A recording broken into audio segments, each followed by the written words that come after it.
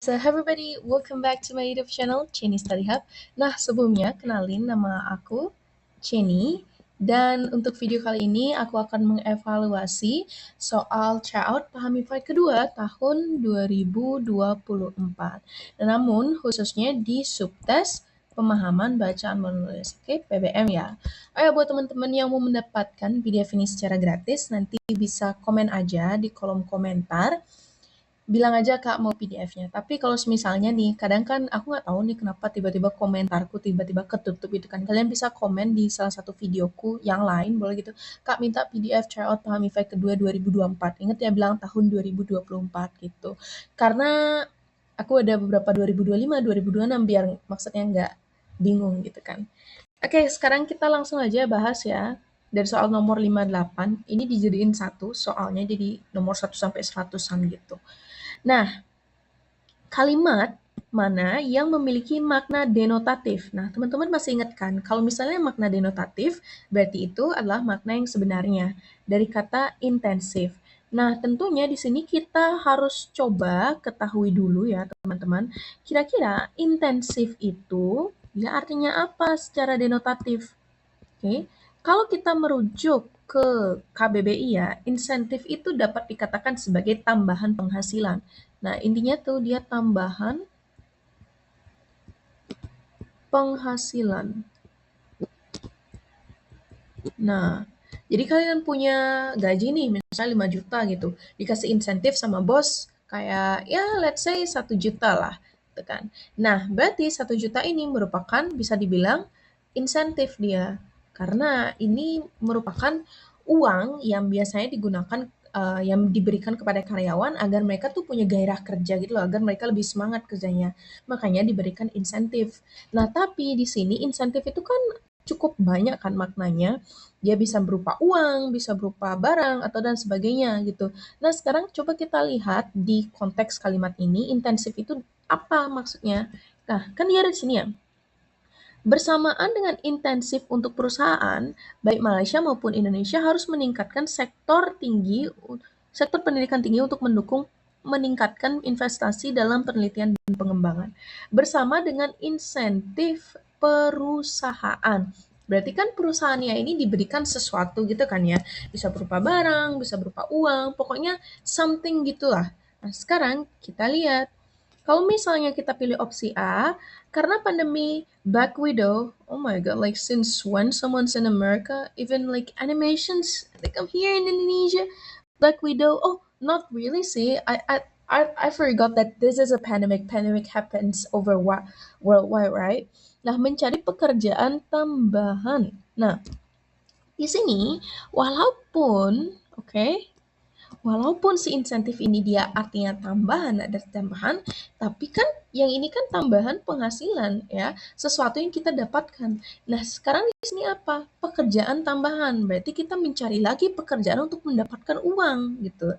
Berarti di sini dia konteksnya salah, oke? Dia salah. Kalau misalnya yang B, sebelum meninggalkan Asgard, Loki diberi uang saku oleh Odin.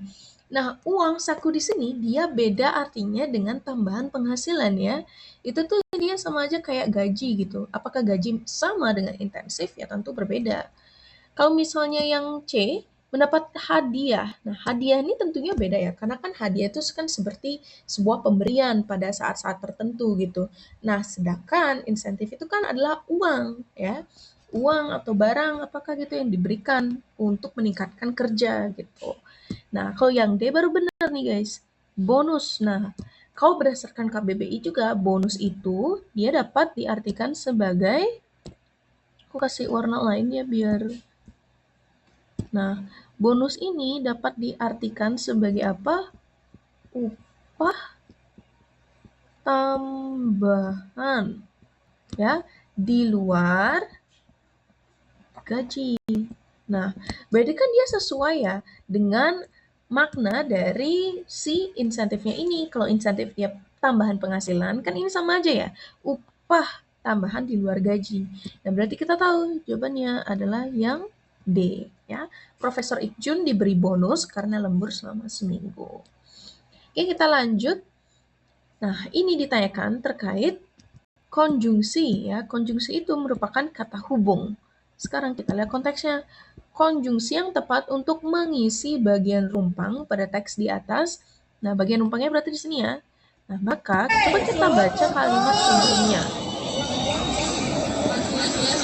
Sorry guys, kalau misalnya kalian dengar something like a very random audio, please ignore that because that's from one of my old videos. Like, not really old, just few weeks ago. But just ignore that. Okay, let's continue. Kita lihat di kalimat sebelumnya. Malaysia sudah mengizinkan akademisi asing untuk mengajar dan melakukan penelitian. Indonesia pun harus mengikuti jalur ini. Bla bla bla bla memiliki universitas kelas dunia. Nah, coba kita cari hubungan, oke? Kita cari hubungan kira-kira yang sesuai.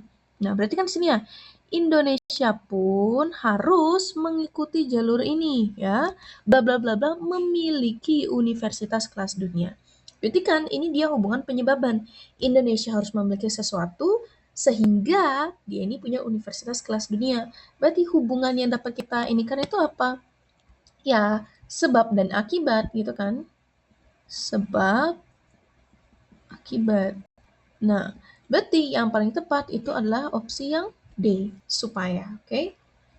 Kita lanjut soal nomor 60. Nah, ini juga ya bisa considered to be quite easy if you guys have done some works on this kind of thing. Kesalahan penggunaan kata baku, oke? Kesalahan penggunaan kata baku ya. Yang ditanyakan ini yang salah. Kita nggak perlu lihat kalimatnya, kita langsung lihat di opsi. Memengaruhi. Apakah ini benar? Ya benar ya, karena kan dia kan awalnya kan dari kata ini guys.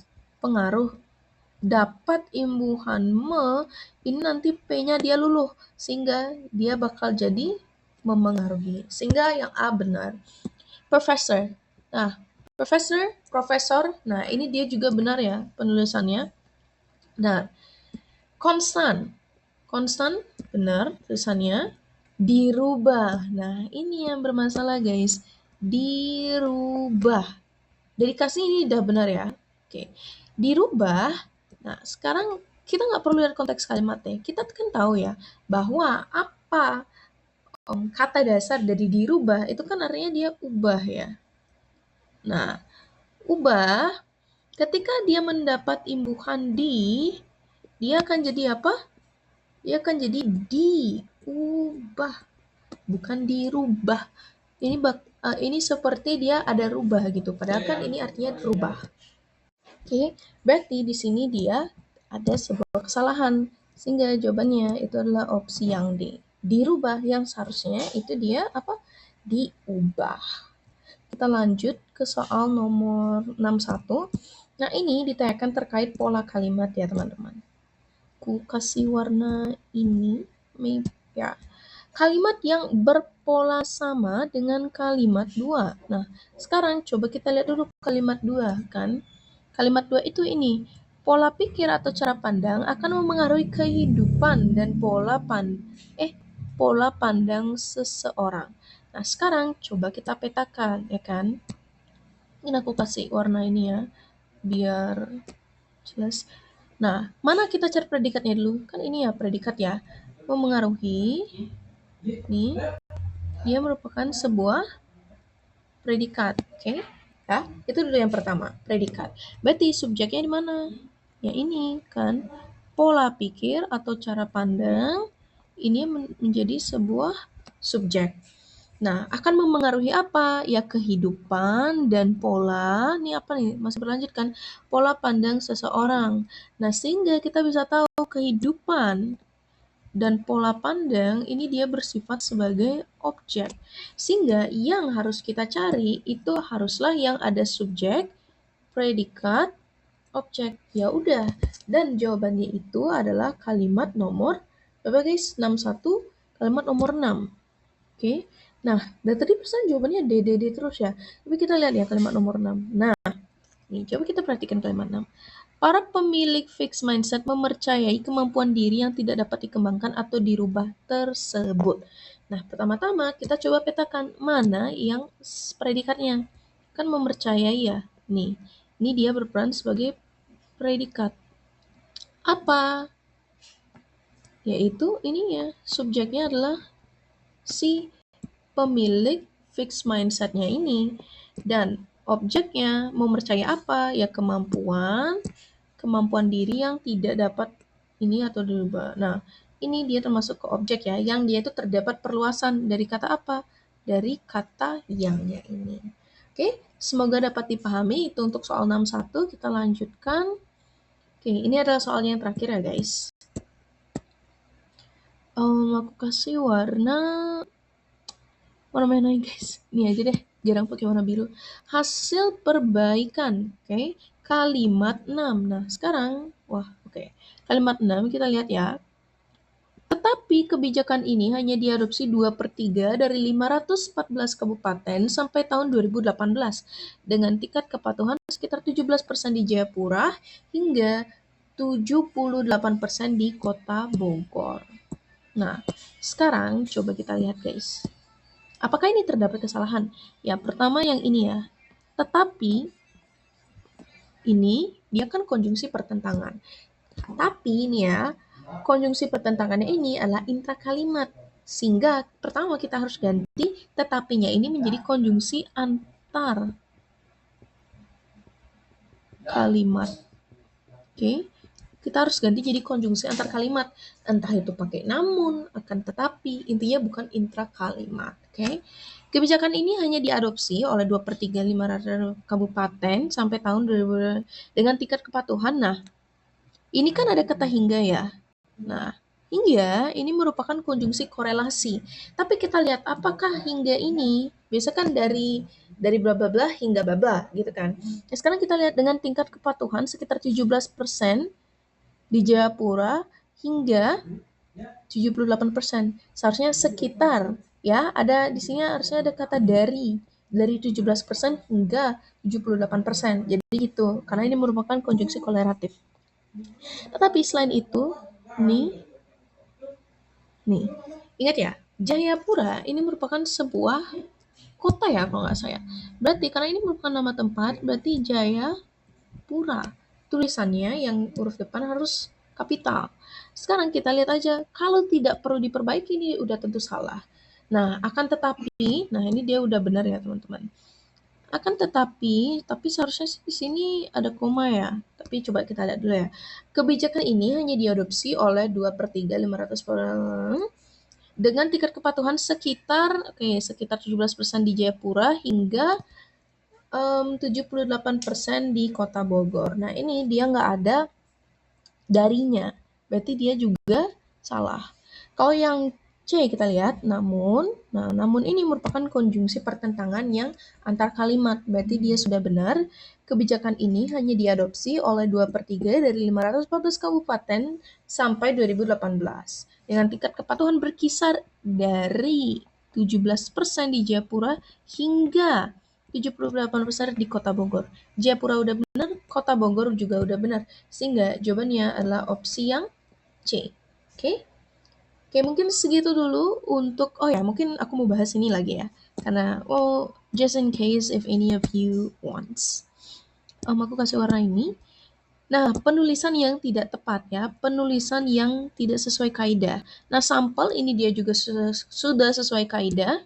Aku kasih warna yang relates. Maybe this one. Oke, survei dia juga udah benar. Nah, kalau misalnya nulis survei pakai Y, ini dia salah ya, tetot.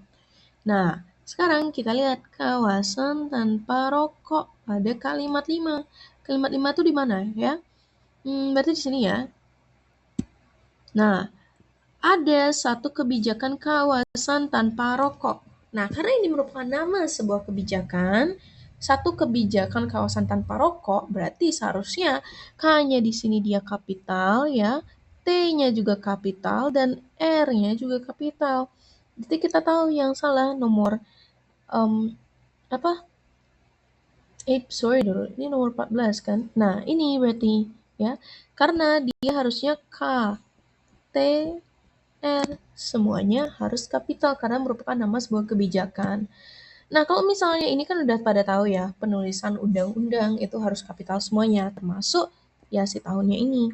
Tapi kalau misalnya dia yang E ya, kita coba lihat pada kalimat 1, Kalimat satu itu bilang bahwa merokok merupakan salah satu penyebab utama berdasarkan riset Indonesian Global Burn of Study 2017. Nah, kita tahu bahwa ini merupakan nama sebuah lembaga, ya. Ini nama lembaga. Nama lembaga itu harus dia kapital, ya. Jadi IYB. Nah, jadi dia sudah benar. Tapi bagaimana nama lembaganya pakai bahasa English, gitu kan? Pakai English. Ya, dia tetap kapital seperti ini, tidak perlu dicetak miring. Oke, termasuk itu dia nama lembaga dari bahasa daerah lain, bahasa Indonesia, semuanya kapital tegak tanpa huruf miring. Oke, mungkin segitu dulu untuk pembahasan. Check out kedua Pahami FAI 2024, subtes pemahaman bacaan dan menulis. Semoga dapat membantu, and see you on the next study session with me, Chenny, in Chenny Study Hub. Bye-bye.